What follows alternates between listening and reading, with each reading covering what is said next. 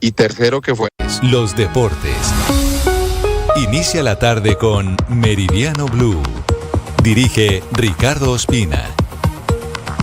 Es la 1:01 p.m. Es un gusto, como siempre, saludarlos. Estamos en Meridiano Blue, comenzando el mes de octubre, hoy miércoles 1, con lluvias que anuncia el IDEAM para la tarde y la noche de hoy en gran parte del centro del país. Los acompañamos en DITU de Caracol Televisión y en el canal de YouTube de Blue Radio. Con las noticias más importantes a esta hora, comenzamos en el departamento de Antioquia.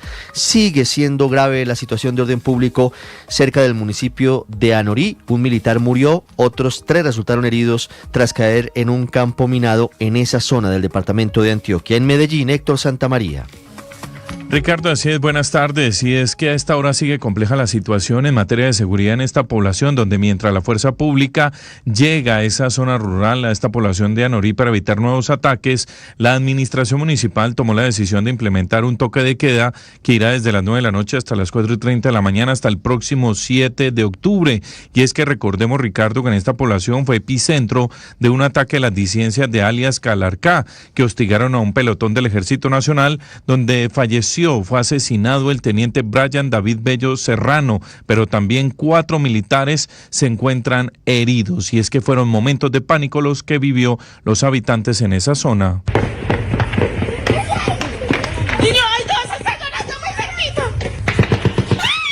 Hay que recordar que mientras se recuperan los militares en la 4ª Brigada aquí en la ciudad de Medellín, las autoridades siguen detrás de Primo Gay, alias Chejo, que son los cabecillas del Frente 36 de las disidencias como responsables de esta acción. Y recordemos también, Ricardo, que son responsables del asesinato de los 13 policías en el municipio vecino de Amalfi.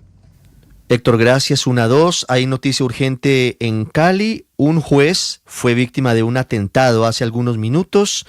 Hugo Mario Palomar. Ricardo, el juez segundo de familia de oralidad de Cali, Sebastián Evelio Mora Cuesta, fue herido de 2 disparos en su cuerpo esta mañana cuando salía de su casa hacia su despacho ubicado en el centro de Cali.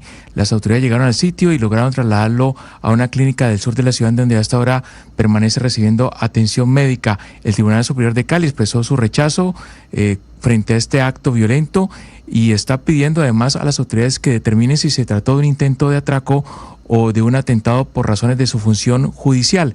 El presidente regional de Azonal, en el Valle del Cauca, Diego Achinte, presentó la versión de los hechos. Pues sobre el tema le hemos preguntado y las autoridades que estuvieron ya en horas de la mañana, tanto SIGIN como CTI, pues lo que nos han informado que es materia de investigación, porque al doctor no se le robó ningún objeto.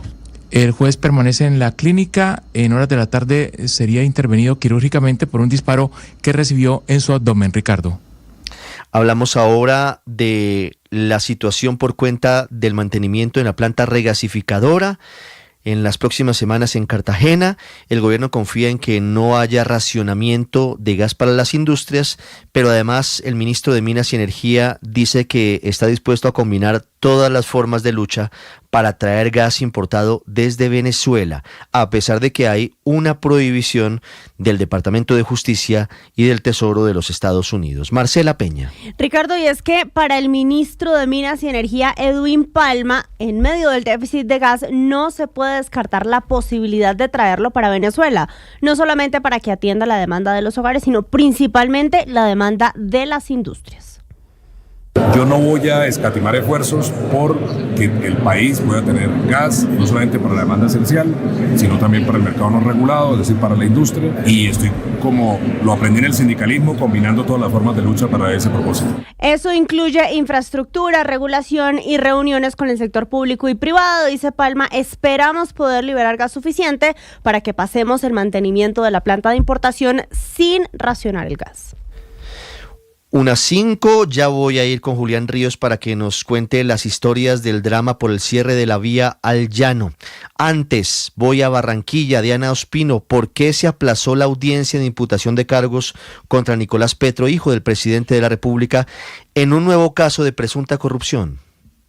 Ricardo, hay que decir que Nicolás Petro recibió un nuevo plazo para el inicio del nuevo proceso judicial en su contra, luego de que la jueza sexta penal municipal de control de garantía, Sofía Margarita Barros, determinara procedente la solicitud del abogado Alejandro Carranza de no dar inicio a la diligencia bajo la ausencia de este como defensor de Petro Burgos, porque se encontraba ocupado en otros compromisos. Entre ellos, hay que decir, una cita para la audiencia de alegatos de conclusiones del juzgado 36 penal municipal con funciones de conocimiento de Bogotá, en el proceso en el que Carranza está representando la parte de víctimas del presidente Gustavo Petro. La jueza cobijó esta solicitud y determinó que es necesario respetar el derecho de Petro Burgos a tener un abogado de confianza.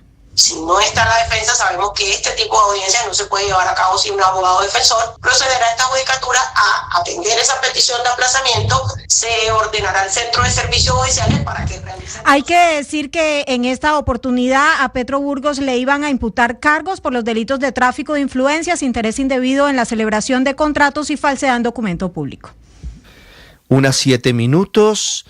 En la novela sobre el Vive Claro, el nuevo escenario para los conciertos en Bogotá, estuvimos hablando de la cancelación del concierto de Kendrick Lamar, el rapero, el sábado pasado, y ahora estamos con las dudas sobre si habrá o no concierto de Guns N' Roses el próximo martes, el martes de la próxima semana. En primera instancia, Alejandra Bello se negó el permiso. Sin embargo, estamos esperando la apelación. ¿Qué más se sabe sobre este caso, Alejandra? Ricardo, pues si el concierto de Guns N' Roses fuera hoy, los más de 40,000 asistentes que están esperando ver a Axl Rose, Slash y Duff McKagan podrían quedarse sin cumplir su sueño. Esto, como usted indica, según un concepto de primera instancia de la Secretaría de Gobierno, en la que se niega la autorización para la realización de este evento. Pero es importante aclarar, Ricardo, que es una negación temporal, pues el plazo máximo para la empresa OCESA, promotora del evento, para cumplir los requisitos es hasta mañana jueves 2 de octubre. En la resolución, la Secretaría de Gobierno establece que al Distrito Cultural Vive Claro le hace falta el concepto de IDIGER, de bomberos, de la Secretaría de Movilidad y de la Policía para poder realizar el evento sin problemas. Sin embargo, según fuentes del IDIGER, la respuesta se dará esta tarde, mientras que los promotores del evento aseguran tener todos los documentos y estudios técnicos necesarios, pero no se van a pronunciar hasta conocer el concepto definitivo. En caso de que los conceptos no sean favorables, es poco probable un plan B. Pues recordemos, Ricardo, que con tan poco tiempo el estadio del Campín no podría adecuarse para el evento. El Movistar Arena tiene una capacidad para solo 14,000 personas y el MedPlus solo podría recibir a 24,000 de los 40,000 asistentes. Muy bien, Alejandra, en la tarde de hoy se tomaría la decisión definitiva por parte de la Alcaldía de Bogotá frente al uso del Vive Claro para este concierto. Hablamos sobre la crisis de la salud. La Defensoría del Pueblo acaba de publicar unas cifras dramáticas sobre el número de tutelas, sobre fallas en atención, sobre los problemas por las deudas que particularmente están afectando a la nueva EPS, que lleva ya más de un año intervenida por el gobierno nacional. Cristian Correa. Ricardo, nueva EPS que tiene cerca del 22% de los usuarios de la salud en Colombia. Este informe de la Defensoría del Pueblo alerta especialmente a regiones como el eje cafetero, donde según lo muestra la Defensoría del Pueblo, la nueva EPS tiene una deuda superior a los 260,000 millones de pesos con los hospitales públicos, lo que ha obligado a que se decrete incluso la alerta roja hospitalaria en departamentos como el Risaralda y el Quindío. Además, advierte de la situación en el Chocó, especialmente la del Hospital San Francisco de Asís, donde reporta una sobreocupación del 287% y un déficit mensual de 5.500 millones de pesos. En Sucre también advierte que clínicas tienen cierres de servicios desde el 1 de octubre, es decir,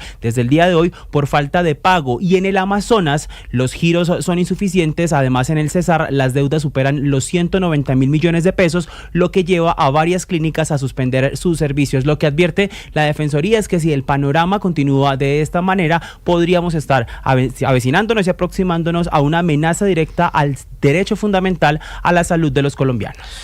Muy bien, Cristian, 1:10 minutos. Hay diferentes informaciones a esta hora que señalan que estaría siendo interceptada por barcos israelíes la autodenominada Flotilla de la Libertad, que pretende llevar ayudas humanitarias a Gaza.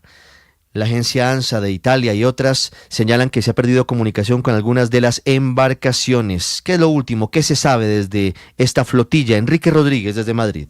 La Global Summit Flotilla ha alertado esta madrugada de su entrada en la que denomina zona de alto riesgo en su travesía hacia la Franja de Gaza, un área donde Israel ha interceptado anteriormente a otras embarcaciones, pese a ser aguas internacionales, a partir de las 150 millas náuticas desde la costa del enclave palestino, unos 270 kilómetros. Hola, son las 3:48 de la noche, hora local palestina, y en estos momentos se activan los protocolos de emergencia en todos los buques de la Global Summit Flotilla. Se tiene confirmación de que varios buques de la Armada israelí han salido de la base naval de Ascalon. Paralelamente, ha comenzado un hostigamiento por embarcaciones que formarían parte de la Armada israelí, tal y como narraba en televisión española la exalcaldesa de Barcelona, Ada Colau. En nuestro caso ha sido un submarino que se ha acercado muchísimo al barco, que lo podría haber dañado. Horas antes, el Papa León XIV, en un encuentro informal con la prensa, calificaba de difícil la situación de la flotilla. Se nota el desiderio de responder a una vera emergencia humanitaria. Para a renglón seguido indicar que se nota entre quienes forman parte de esa expedición el deseo de responder a una verdadera emergencia humanitaria. Por su parte, los gobiernos de España e Italia, que tienen embarcaciones militares en la zona, han pedido a la flotilla que no avancen en la zona de exclusión establecida por Israel por su propia seguridad, aunque el presidente Pedro Sánchez ha puntualizado que no representan un peligro ni una amenaza para Israel. Mientras tanto, la flotilla avanza con la certeza de que la intervención israelí es cuestión de tiempo, de poco tiempo en realidad. 1:12 minutos, hablando de más noticias del mundo, les contamos sobre la ofensiva israelí en Gaza, los primeros peros de Hamás al plan de paz, el Papa León XIV respondiendo preguntas de los periodistas sobre el lenguaje de guerra de Estados Unidos y el aborto, y una decisión de Italia para enfrentar la obesidad de la población. César Moreno. Hola, muy buenas tardes. Los ojos del mundo puestos en Oriente Medio. Las fuerzas de Israel intensificaron sus operaciones militares en la Franja de Gaza en las últimas 24 horas. Por ello, el Comité Internacional de la Cruz Roja suspendió sus operaciones en Ciudad de Gaza y trasladó su personal al sur del territorio. Mientras que en el plano político, Hamás recibió la propuesta de Trump, la está estudiando y ya tiene varios peros. Primero, el plazo de 72 horas dadas por el presidente norteamericano. Están pidiendo ya más tiempo. El otro es que exigen su desarme y la exclusión de cualquier rol futuro en la administración de Gaza. Exige garantías internacionales para que Israel se retire completamente con plazos exactos de repliegue y no viole un eventual cese de fuego mediante operaciones dentro o fuera de la franja contra sus miembros. De otra parte, las autoridades alemanas arrestaron a 3 presuntos agentes extranjeros de Hamás al sospechar que estaban preparando un acto grave de terrorismo en Alemania. Y ahora nos vamos para Europa. Desde el Vaticano, el Papa León XIV habló de varios temas. Llamó a Hamás a aceptar el plan de paz de Trump. Son muy interesantes, espero que Hamás acepten el tiempo stabilito. Sobre la reunión convocada por el secretario de Defensa de los Estados Unidos, ahora secretario de Guerra, Pete Hegseth, con todos los generales, el pontífice llamó a la paz, a cambiar ese lenguaje de guerra por el de paz. Questo vocabulario anche di cambiare del ministro de Defensa al ministro de la Guerra. León XIV intervino por primera vez en una disputa sobre el aborto que agita la Iglesia Católica de Estados Unidos, planteando la aparente contradicción sobre lo que realmente significa ser provida. Resulta que el cardenal de Chicago, Blaise Colpish, quiere otorgar un premio por su trayectoria al senador de Illinois, Dick Durbin, por su trabajo ayudando a los migrantes. Pero el demócrata es también un defensor del derecho al aborto y también de la pena de muerte. Una contradicción para la Iglesia, y León XIV fue claro: no puedes estar a favor del aborto mientras apoyas también la pena de muerte. Esta paz que nos da el resucitado es signo de un amor reconciliado con todo lo que ha sufrido, que ha sabido perdonar toda infidelidad y toda traición. Y por último, Italia reconoció oficialmente la obesidad como una enfermedad progresiva y recurrente, con una ley aprobada en el Senado, convirtiéndose así en el primer país en reconocer a la obesidad como una enfermedad crónica. César, gracias. 1:15 minutos. ¿Y qué tenemos en deportes? Octa, buenas tardes. Tenemos fútbol el día de hoy. Hola Richie, buenas tardes, con el saludo para todos. Tendremos definición en Copa Colombia, un par de duelos de los que vamos a hablar en instantes, también evidentemente Liga de Campeones de Europa. Hoy habrá acción con diferentes partidos muy importantes, uno de ellos el Barcelona y el PSG, por supuesto movimiento alrededor del fútbol mundial. Hoy habrá fútbol también del Mundial Juvenil Sub-20 de la FIFA y hablaremos de todo eso en instantes acá en los deportes en Meridiano Blue.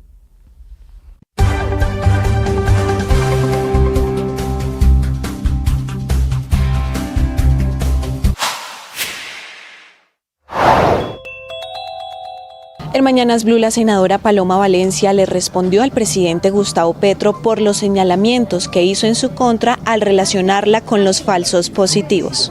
Vea, yo creo que el presidente Petro es como esa gente que no tiene control sobre sí mismo.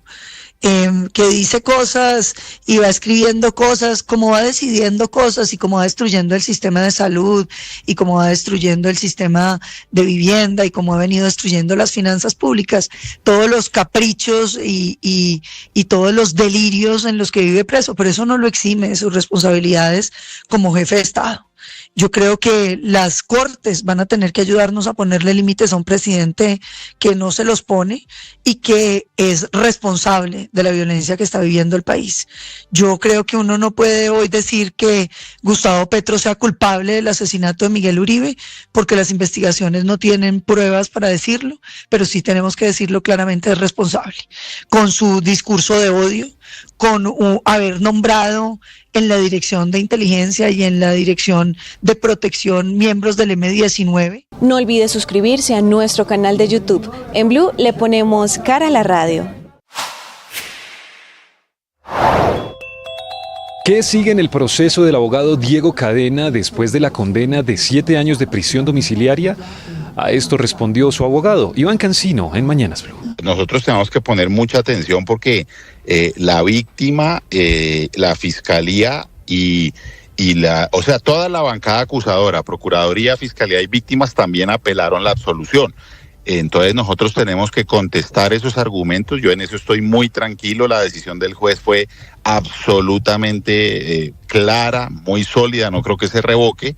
Nosotros tenemos 5 días para apelar la condena. Eso cuentan a partir de hoy hasta el lunes. Y lo mismo los otros apelantes, tienen hasta el lunes para eso. A partir del lunes siguiente tenemos 5 días para contestar cada uno los recursos del otro. Como hay lunes festivo, eso se vence creo que el martes o miércoles después de la semana de receso de algunos colegios. Eso creo que es como 15 o 16 de octubre. Ahí ya sube al tribunal y esperemos que resuelva el tribunal sobre los recursos. Para una mejor experiencia con estos contenidos, suscríbase a nuestro canal de YouTube en Blue. Meridiano Blue, una historia. Una historia a la 1:18 p.m. con los miles de damnificados por el cierre indefinido de la vía al llano. Las protestas de los vecinos habitantes de los municipios como Guayabetal y por las pérdidas millonarias. Y ahora porque no llegan a un acuerdo sobre la venta de sus predios a las autoridades. Julián Ríos está en el kilómetro 18. Hola compañeros, buenas tardes. Mire, nosotros hemos vuelto aquí, ahí es un sector que se llama La Herradura, está ubicado en el kilómetro 18, es la parte alta donde hay varios predios que están afectados y son las fincas de varios agricultores y campesinos aquí de Chipaque que se fueron abajo, se derrumbaron y llegaron exactamente hasta la vía principal. Han hecho manifestaciones, han hecho mesas de diálogo, han hecho reuniones. Anoche fue la última protesta y el último, pues el más reciente bloqueo que se presentó, ¿sí? Y pues llegaron a un acuerdo. Van a intervenir, van a entrar a estas fincas, pero necesitan hacer un terraceo. Un terraceo que significa para los campesinos acá y agricultores les van a dañar sus terrenos para tener y poder cultivar. Estamos aquí directamente con una de las personas que es propietaria de este terreno donde se presentó esta falla geológica. ¿Cuál es su nombre y a qué acuerdos llegaron? ¿Cómo lo ven ustedes esos arreglos? Pues a nosotros... mi nombre es Juvenal Reina. Sí. Y aquí en la actualidad no se ha llegado a ningún acuerdo porque nosotros no es que nos opongamos al desarrollo, a que hagan el terraceo, sí, sino el problema es de que a nosotros primero nos pagan y enseguida sí que hagan sus obras lo que necesitan hacer. Porque... ¿Pero ustedes están vendiendo o necesitan una reparación? ¿Qué va a pasar con sus terrenos? ¿En qué llegaron a eso? ¿Les van a comprar? Pues los ingenieros ahí en la reunión que estuvimos hace unos 8 días dijeron que estos terrenos del centro del derrumbe toca ver a comprarlos. No se sabe hasta dónde será cierto. Lo único cierto es de que ya por ejemplo la ANI y ya esos entes territoriales ya aportaron 9.400 millones de pesos. 9.400.000 pesos. ¿Y usted cuánto vale, por ejemplo, su finca? ¿En cuántas fanegadas tiene y cuánto vale aquí, pues que es donde está la falla geológica? Esto más o menos es fanegada y media. Pues a mí que me den por ahí unos 100 pesos, porque esto queda para nada. Y por eso es mejor venderlo, porque eso enseguida no a uno le dejan la misma vaina ahí todo vuelto. 100 millones está pidiendo. Sí. Pues esperemos a ver con qué van a salir. Bueno, sí, es lo que están esperando, compañeros, aquí los propietarios de esos terrenos que se fueron abajo y fueron a dar a la carretera principal. Están esperando que o les compren los terrenos o les den pues el dinero de lo que han perdido. Y con ello ellos dicen que permitirán el ingreso de la maquinaria para lo que llaman el terraceo. Esto es lo que usted debe saber a esta hora en Meridiano Blue. 1:21, hablamos de política, hablamos de los detalles del desapacible enfrentamiento en el chat de ministros entre Eduardo Montealegre, ministro de Justicia, y Armando Benedetti, ministro del Interior. Catherine Ávila, bueno, porque además entra al baile, a la pelea, también la directora del DAPRE, Angie Rodríguez.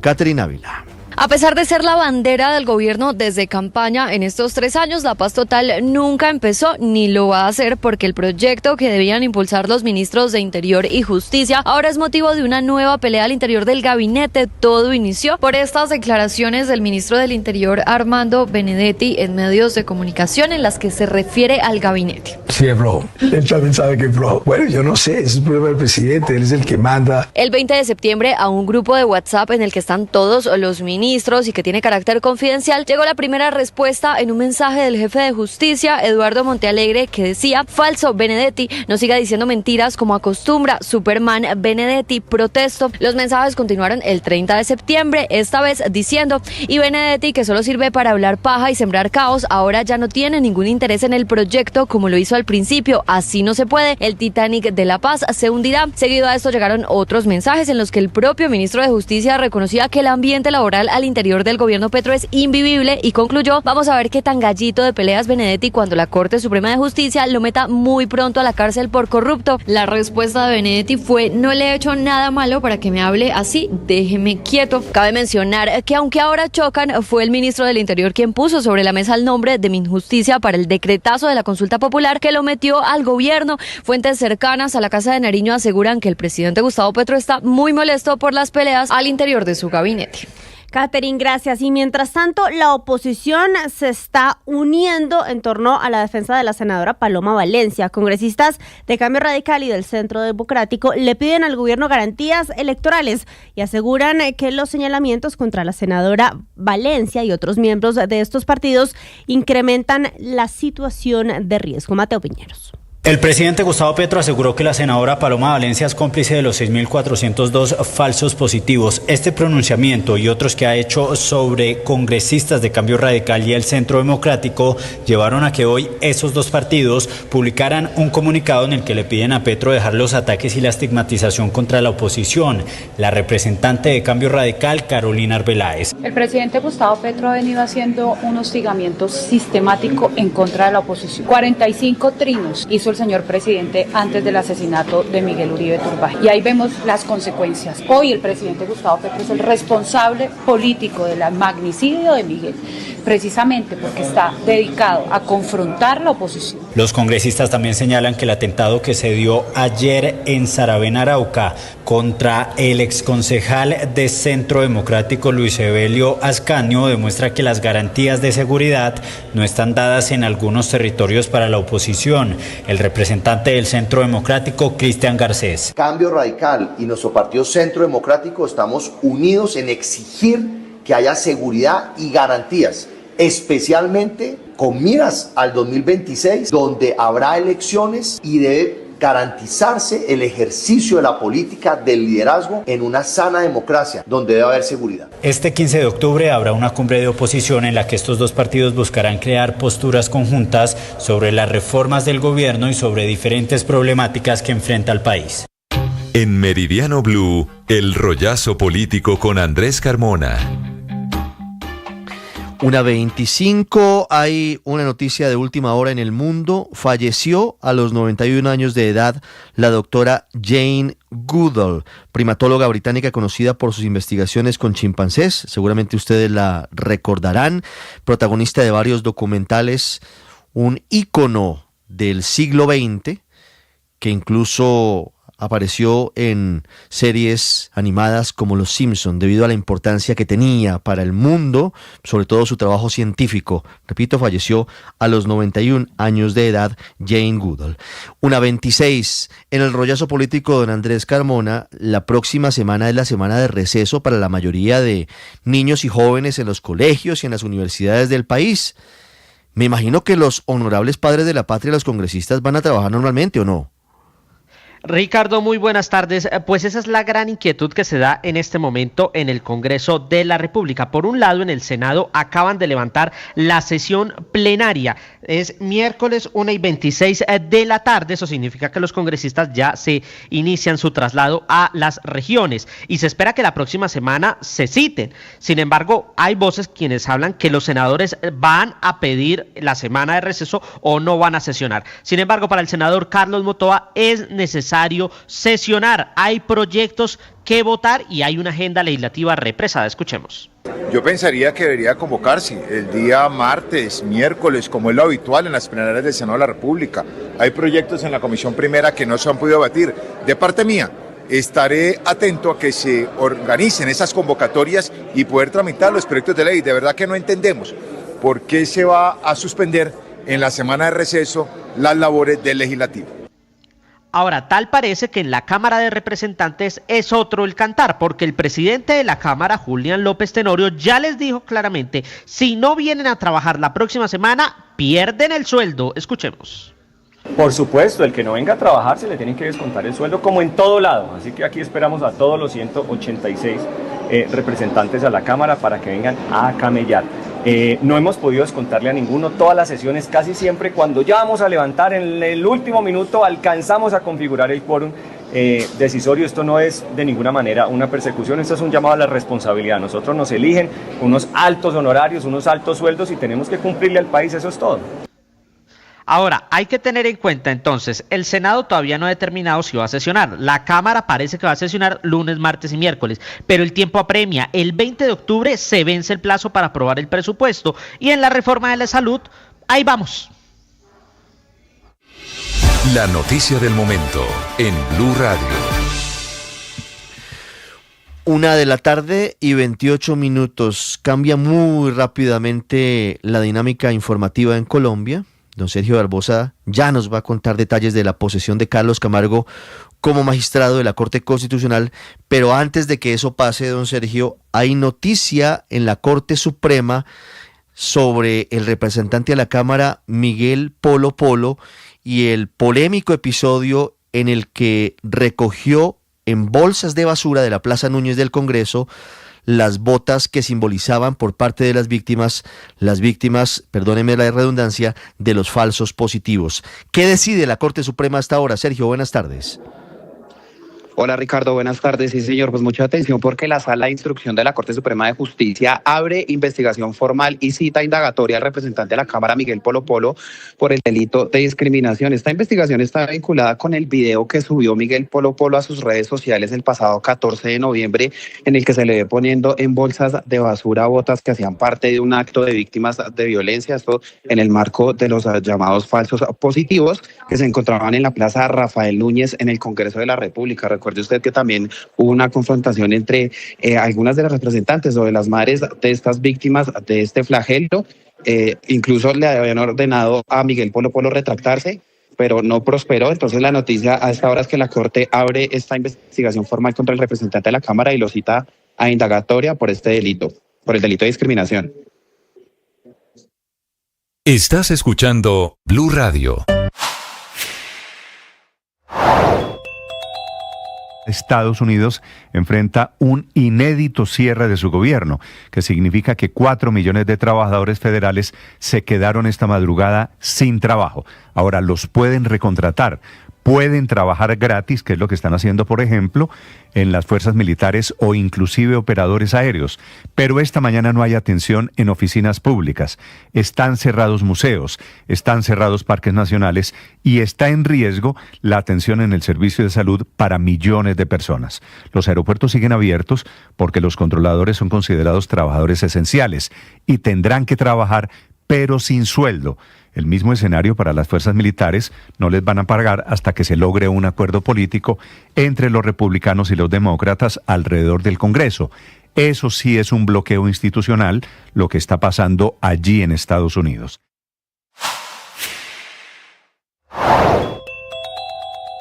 La senadora Paloma Valencia habló en Mañanas Blue acerca de la unión del Centro Democrático y Cambio Radical para pedirle al gabinete del presidente Gustavo Petro de que no sigan los hostigamientos a la oposición. Yo creo que hemos venido tratando de unirnos más, de trabajar más coordinadamente. Nosotros somos minorías en el Congreso de la República y frenar los proyectos del gobierno, enfrentarlo con toda esta violencia virtual y física de la que estamos siendo víctimas. Hay que recordar que el representante a la Cámara de Cambio Radical también fue víctima de un atentado en el departamento del Huila y que la situación se nos ha vuelto muy difícil, pues exige que empecemos a trabajar coordinadamente.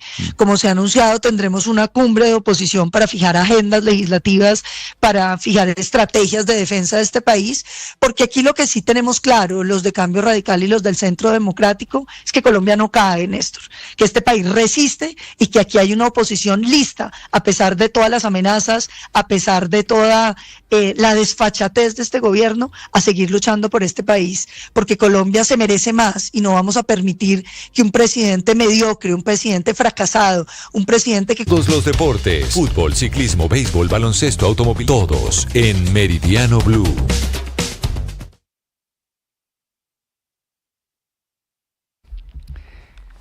Y a esta hora comenzamos hablando de fútbol porque hay una larga jornada que va a incluir 2 partidos de la Copa Colombia. Empezamos hablando del fútbol local. A las 7 de la noche van a jugar Once Caldas frente al Deportivo Pasto en esta competencia.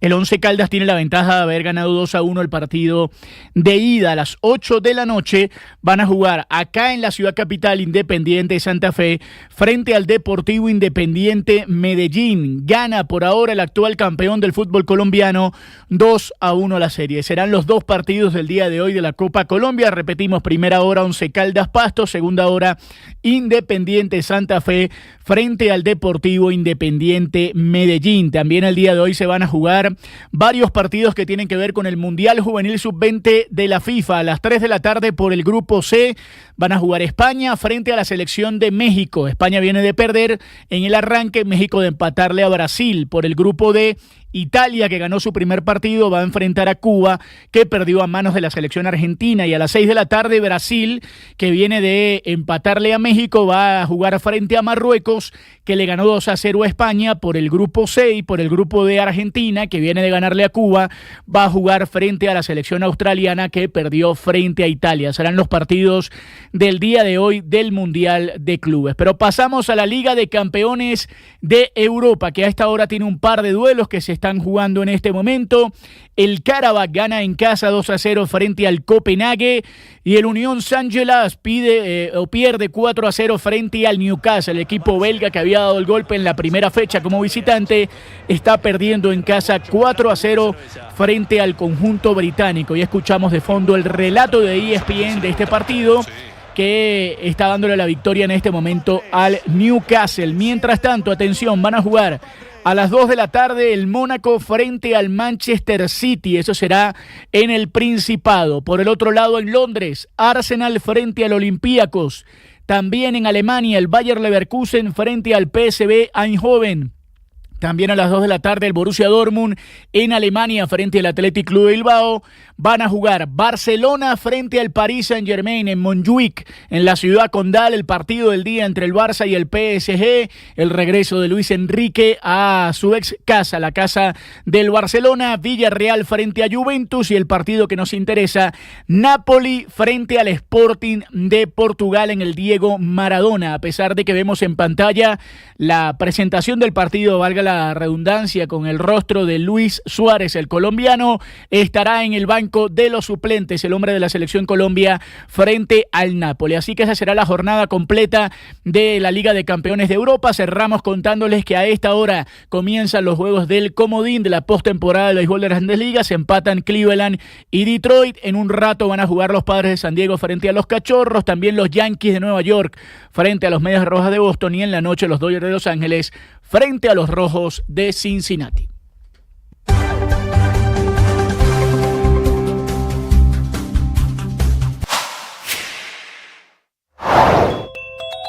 En Mañanas Blue, el abogado Iván Cancino explicó por qué a Diego Cadena lo condenaron a 7 años de prisión domiciliaria y al expresidente Álvaro Uribe 12 años, si en teoría ambos son responsables de los mismos delitos. A Diego lo absuelven de 3 delitos y lo condenan por 1. Al presidente Uribe sí le dan una condena por todos los eventos. Ahí está una de las principales diferencias. Nosotros logramos absolver en primera instancia a Diego del episodio Vélez, que eran 2 delitos. Ya en la imputación le habíamos quitado otro. En cambio, al presidente Uribe le hacen una condena por el episodio Monsalve y por el episodio Vélez. Eso también aumenta el número de años a cumplir. Siga la entrevista completa en nuestro canal de YouTube. En Blue le ponemos cara a la radio. Mundial Sub-20 con Colombia protagonista. Conéctense con el equipo deportivo de Blue. Tenemos mañana a partir de las 2 de la tarde toda la previa para el juego de Colombia frente a Noruega. Segunda salida en la Copa Mundial. El balón rodará a las 3 de la tarde para vivirlo en nuestro canal de YouTube y por supuesto a través de Blue Radio y bluradio.com. Colombia es mundial en Chile. El gobierno nacional anunció el inicio de una vigilancia especial a las generadoras de energía. Y es que el gobierno nacional va a iniciar una vigilancia especial a las generadoras de energía eléctrica luego de la petición que hizo en ese sentido el ministro de Minas, Edwin Palma. El objetivo principal del seguimiento, dice la Superintendencia de Servicios Públicos, es garantizar la transparencia, eficiencia y confiabilidad del mercado, así como verificar que las decisiones de los generadores estén alineadas con la adecuada prestación del servicio de energía eléctrica. Y es que para el gobierno podría haber un mal comportamiento de algunos agentes sacando provecho de los usuarios. A Colgen. A esta hora en Meridiano Blue. Una parte que pasó inadvertida del Consejo de Ministros del lunes pasado fue la orden del presidente Gustavo Petro de compartir inteligencia a las Fuerzas Armadas colombianas con las autoridades de Venezuela, las del régimen de Nicolás Maduro, lo cual plantea muchas preocupaciones e interrogantes. Al final, Colombia terminaría entregando información privilegiada a los jefes del cartel de los soles, algo que por supuesto genera muchas inquietudes en Estados Unidos y en otros países del mundo. Felipe García.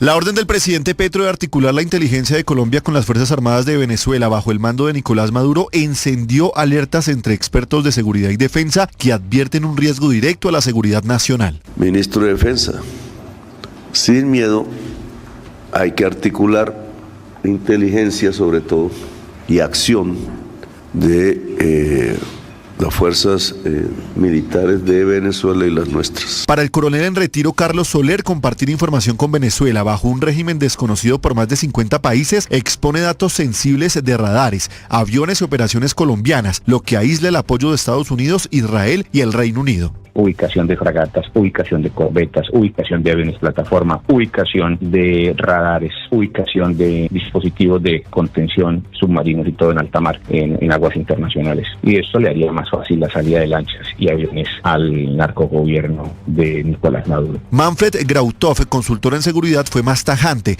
destacando que no solo es inconveniente, sino que viola la ley de inteligencia. Dice que no se puede entregar información a un país históricamente hostil a Colombia y mucho menos a un país bloqueado por Estados Unidos con riesgo de una intervención militar. La ley de inteligencia como tal, nosotros no podemos estar compartiendo información, menos con un país que ha sido hostil, totalmente hostil. Y el presidente desafortunadamente no tiene ningún control, ningún tipo de cortapisa constitucional, pues puede hacer cosas, pero esto es claramente una violación de las leyes colombianas, especialmente la ley de inteligencia, que es una ley estatutaria y constitucional. Ernesto Borda, director de Trust y experto en seguridad, alertó que la orden viola la Constitución y deja a Colombia en vulnerabilidad extrema al darle a un enemigo potencial información estratégica que podría usar en contra del país. Que le daría capacidad de anticipación, que le daría comprensión sobre los planes y las estrategias de Colombia en materia de seguridad, si es que los tiene, que le daría información de Colombia sobre lo que para Colombia resultarían ser sus enemigos, que son los grupos criminales y que constituyen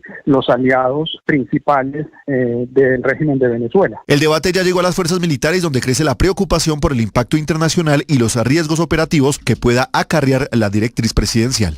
Felipe, gracias. Y hablamos ahora del Clan del Golfo, porque el ministro de la Defensa, Pedro Sánchez, dice que no está bien desde su perspectiva cambiarles el nombre. Acuérdense que hay un decreto en el que el gobierno le reconoció al Clan del Golfo el nombre de Ejército Gaitanista de Colombia. Los detalles los tiene Mateo Piñeros. El ministro de Defensa, Pedro Sánchez, estuvo en la Comisión Segunda de la Cámara de Representantes en un debate de control político sobre seguridad ciudadana. Allí, Sánchez aseguró que no estaba de acuerdo con la idea de llamar al Clan del Golfo con otro nombre. Es importante recordar que el gobierno, en el marco del proceso de paz con ese grupo, publicó un decreto en el que reconoció al Clan del Golfo como Ejército Gaitanista de Colombia. Esto ha generado polémica, especialmente en la familia de Jorge Eliezer Gaitán, desde donde han pedido que no se haga este reconocimiento. Esto fue lo que dijo el ministro Sánchez. Nada más. Lo mismo el cartel del Clan del Golfo. Ponerles un nombre diferente. Por ejemplo, a veces ve uno frentes que bloque Magdalena Medio. Eso es estigmatizar esa hermosa región. O Héroes de Tarazá. Eso es absurdo. O seguir el ritmo de ellos, de llamarlos como ellos los bautizan. Desde mi perspectiva, simplemente crea símbolos. Sánchez también aseguró que el Clan del Golfo y el ELN son estructuras dedicadas al narcotráfico y alejadas de cualquier ideología. 1:42, y hablando del Clan del Golfo, mientras en Qatar avanza un diálogo de paz con ese grupo por parte del gobierno, ellos siguen expandiéndose. Sus actividades criminales ahora están llegando al área metropolitana de Cúcuta, controlando la venta de drogas en la ciudad, en la capital de norte de Santander, y el gobierno agachando la cabeza ante los criminales. Cristian Correa. Ricardo, si este debate sobre hasta dónde deben llegar los diálogos con el Clan del Golfo se da después de que en las últimas horas este grupo armado ilegal anunciara la creación de una nueva célula urbana en la capital de norte de Santander. Por lo tanto, hemos decidido combatir de frente y con toda nuestra capacidad logística y militar todas estas estructuras criminales. Entramos en estado de guerra.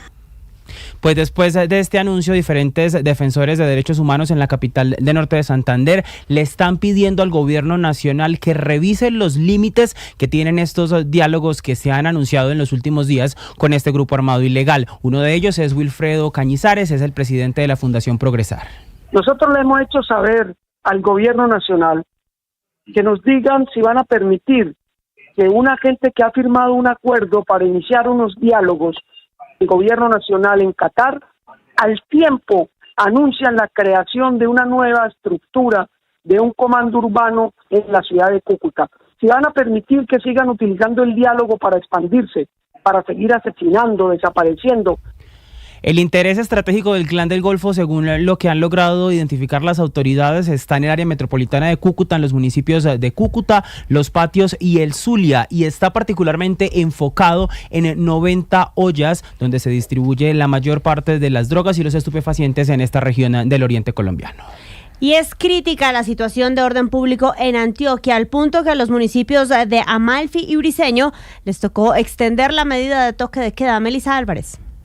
Marcela, así es, la situación de seguridad justamente en el norte y nordeste de Antioquia obligó a estos municipios a implementar diferentes medidas restrictivas para evitar que las disidencias de alias Calarcá sigan generando temor entre las comunidades. Ambas localidades, tanto Amalfi como Briceño, extendieron los toques de queda como accionar preventivo. Por ejemplo, en el primero se prorrogó hasta el 3 de octubre la restricción de movilidad entre las 7 de la noche y las 6 de la mañana. Por su parte, en la alcaldía de Briceño también se extendió la medida hasta el 25 de octubre, donde habrá restricciones de movilidad desde las 6 de la tarde hasta las 6 de la mañana y además se prohibió el parrillero en motocicleta y transporte de escombros. Hay que mencionar, Marcela, que en este municipio es la tercera vez que se extienden las medidas restrictivas debido a la situación de orden público.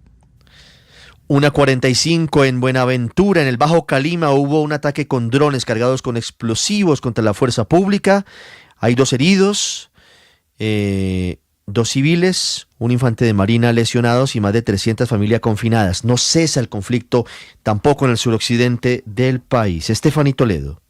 En centros asistenciales de Cali y Buenaventura están siendo atendidos un infante de marina y 2 mujeres de la comunidad del sector del Bajo Calima que resultaron afectados con el último ataque perpetrado con drones y explosivos por las disidencias de las FARC en zona rural de Buenaventura. El coronel Carlos Andrés Castellanos, comandante encargado de la Brigada de Infantería de Marina número 2. Estructuras de la Jaime Martínez Delgado Residual atacaron nuevamente con drones, explosivos y granadas a personal civil y a miembros de la fuerza pública. Este ataque indiscriminado demuestra el carácter ruin y despreciable de esta organización, su desprecio por la población civil. El militar herido fue trasladado a una clínica de la ciudad de Cali debido a que fue quien sufrió mayor impacto en el ataque. Las 2 mujeres de la comunidad civil siguen siendo atendidas en Buenaventura. Y en Bolívar se va a realizar un consejo de seguridad luego del atentado contra la maquinaria amarilla de la Ruta del Sol, sector 3.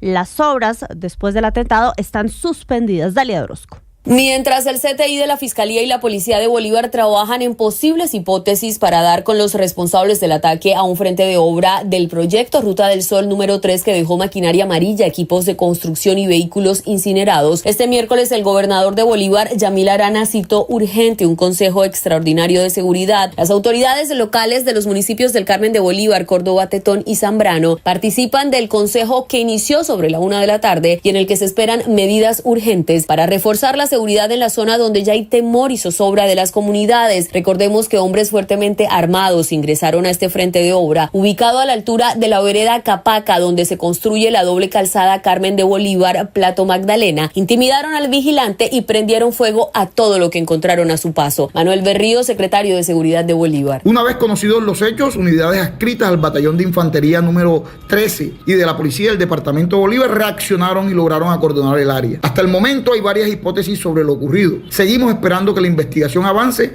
y podamos tener claridad de los móviles. El Ministerio de Transporte y la ANI rechazaron el atentado al tiempo que anunciaron la suspensión de todas las actividades a cargo del concesionario y pidieron acompañamiento de la policía y las fuerzas militares. La noticia del momento en Blue Radio.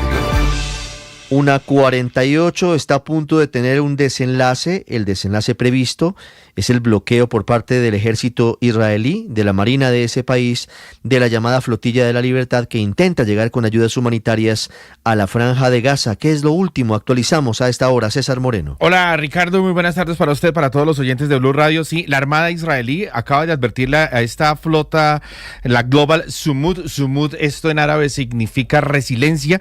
Tiene 47 barcos y más de 500 activistas a bordo, que cambie de rumbo, afirmando que se están acercando a una zona bloqueada porque es una zona de combate. A los activistas se les dijo que la ayuda puede ser entregada a través del puerto de Ashdod para hacerla llegar muy fácil y también de manera segura a la Franja de Gaza.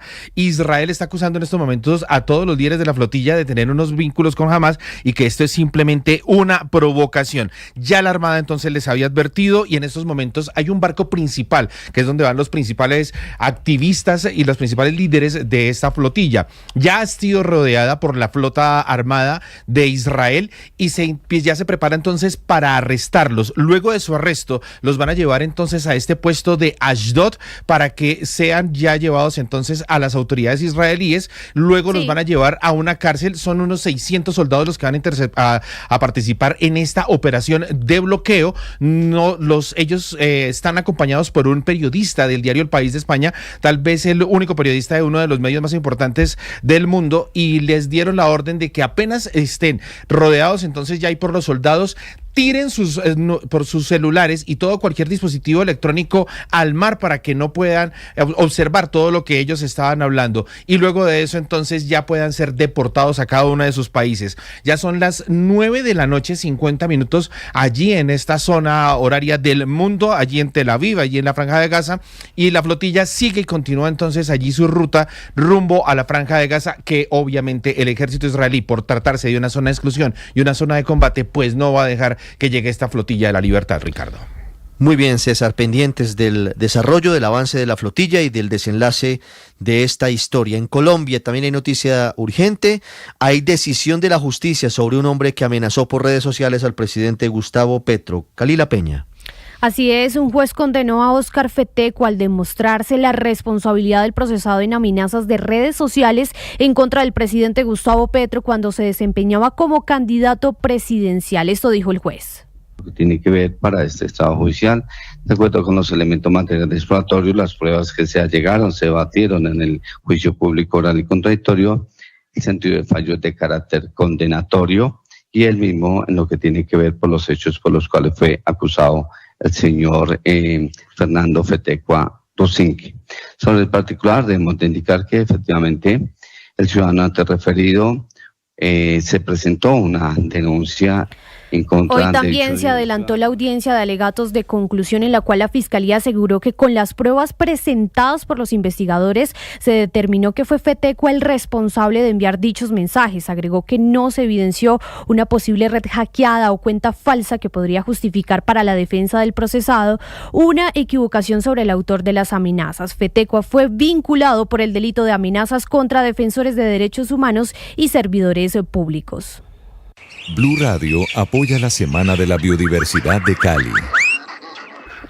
Y en la Semana de la Biodiversidad de Cali hay polémica por cuenta de unas declaraciones de la ministra encargada de Ambiente, Irene Vélez, quien ha dicho que la expansión de la caña de azúcar condujo a un desastre económico y social. Líderes y empresarios de la región salieron en defensa de la industria. ¿Qué dijeron, Hugo Mario? Marcela, sigue la controversia que surgió en el marco de la Semana de la Biodiversidad en Cali por los señalamientos de la ministra de Ambiente, Irene Vélez, contra los ingenios azucareros por supuestamente acaparar tierras productivas y agotar y contaminar aguas subterráneas. Ahora fue la gobernadora del Valle, Dilian Francisca Toro, la que salió a defender la industria azucarera por el empleo y el desarrollo que generan en los municipios del departamento. También dijo que en el Valle hay mucho más que cultivos de caña de azúcar. Personalmente le dije, ministra, yo la quiero invitar a que vamos a conocer todos esos proyectos productivos que venimos haciendo, 400 asociaciones de campesinos, 15.000 campesinos que hoy están sembrando frutas, verduras. El 80% no utilizan agroquímicos, sino que tienen sus propias biofábricas, porque con proyectos que hemos logrado establecer desde el 2016 hasta acá, lo hemos conseguido. Y esta mañana, durante otro conversatorio de la Semana de la Biodiversidad en Cali, fue proyectado un video de la ministra Irene Vélez saludando a las mujeres protectoras del medio ambiente, pero una rechifla del público no permitió que se escuchara su mensaje. La salud de los colombianos en cuidados intensivos. Blue Radio informa.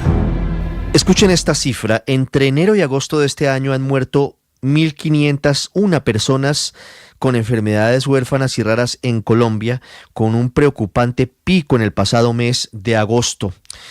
La federación que agrupa a las personas que padecen estas enfermedades dicen que la crisis de acceso a medicamentos, el deterioro del sistema de salud y la falta de interlocución con entidades como la nueva EPS han causado ese incremento. Aquí estamos hablando de que la crisis de la salud ya está cobrando vidas. Jessica Gutiérrez.